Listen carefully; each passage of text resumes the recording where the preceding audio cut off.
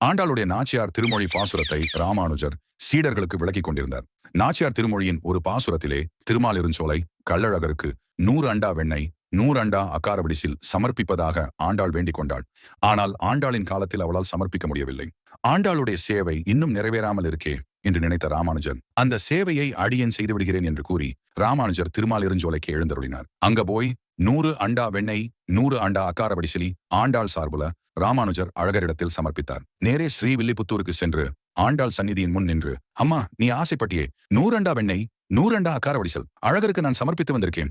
அம்மா, உனக்கு திருப்தியா என்று கேட்டார். உடனே கருவறையிலிருந்து ஆண்டாள் முன்னே ராமானுஜரை நோக்கி நடந்து வந்து, என் அண்ணன் போல் இருந்து சீர்வரிசை செய்திருக்கிறீர்களே, என் அண்ணனோ நீங்கள் என்று ராமானுஜரிடம் ஆண்டாள் கேட்டாள். அதிலிருந்து ஆண்டாள் காலத்தால் முற்பட்டவளாக இருந்தாலும் ராமானுஜர் காலத்தால் பிற்பட்டவராக இருந்தாலும் ராமானுஜர் அண்ணன், ஆண்டாள் தங்கை. கோயில் அண்ணன் என்றும் திருப்பாவையில் உள்ள ஈடுபாட்டாலே திருப்பாவை ஜீயர் என்றும் ராமானுஜர் போற்றப்படுகிறார்.